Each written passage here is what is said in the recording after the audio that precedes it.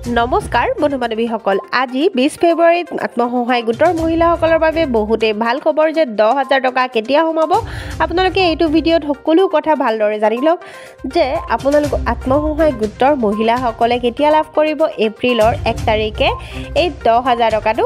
লাভ কৰিব বহুতে ভাবি আছে মাৰ্চত সোমাব বহুতে ভাবি আছে ফেব্ৰুৱাৰীতে সোমাব তো এইবিলাক একেবাৰে মিছা কথা যে আপোনালোকৰ এই 10,000 টকাটো কেতিয়া সোমাব 1 এপ্ৰিলৰ পৰা এই টকাটো সোমাব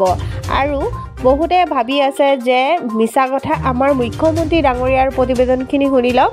যে মুখ্যমন্ত্ৰী ডাঙৰীয়াই কৈছে যে 1 এপ্ৰিলৰ পৰা এই 10,000 টকাটো দিয়া হ'ব বুলি তো বলক আপোনালোকে মুখ্যমন্ত্ৰী ডাঙৰীয়াৰ প্ৰতিবেদনখিনি শুনি লওক আপোনাৰ জন্মদিনৰ দিনা 10,000 টকা মহিলাসকলৰ বাবে প্ৰদান কৰিব আই মাতৃসকল মোৰ আসল জন্মদিন 1 ফেব্ৰুৱাৰী কিন্তু সৰকাৰী কাগজত লিখা জন্মদিন 1 এপ্ৰিল সেইকাৰণে 1 এপ্ৰিলৰ দিনাখনে মই বিহালীত যাম কাৰণ ব্যক্তিগত হিচাপে মোৰ জন্মদিন 1 ফেব্ৰুৱাৰী কিন্তু সৰকাৰী হিচাপত মোৰ জন্মদিন 1 এপ্ৰিল আৰু সেইকাৰণে মুখ্যমন্ত্ৰী হিচাপে মোৰ অফিচিয়েল জন্মদিন 1 এপ্ৰিল আৰু সিদিনাখনে মই বিহালীৰ আই মাতৃ সকললৈকে